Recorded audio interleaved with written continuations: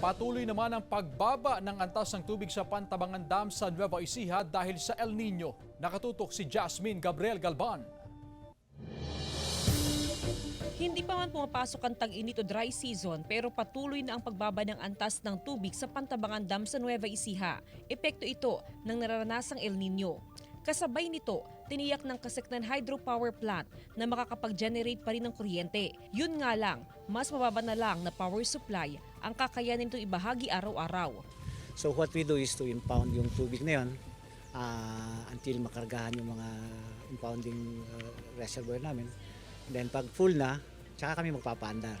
At least in a day, makapag-generate kami ng 200-300 megawatt hours. Good for operate kami ng 2 to 4 hours a day. Kung magtutuloy-tuloy pa ang mainit na panahon at walang mararanasang mga pag-ulan, magpapatupad ng intermittent operation ng planta. Matapos ang turnover sa operasyon ng Kaseknan Hydropower Plant sa First Gen Corporation, nakaplano ng upgrading at expansion sa planta para mas tumaas pa ang power generation. Sa upgrading ng hydropower plant, umaasa ang mga magsasaka na mas lalawak pang irrigation canal na pwedeng patubigan ng Pantabangan Dam. Mahigit 130,000 hectares na sakahan mula sa mga probinsya ng Nueva Ecija, Tarlac, Pampanga at Bulacan ang umaasa sa patubig mula sa Pantabangan Dam. Bagamat mababa ng antas ng tubig sa dam, patuloy pa rin ang pagpatubig sa irrigation canal hanggang Abril.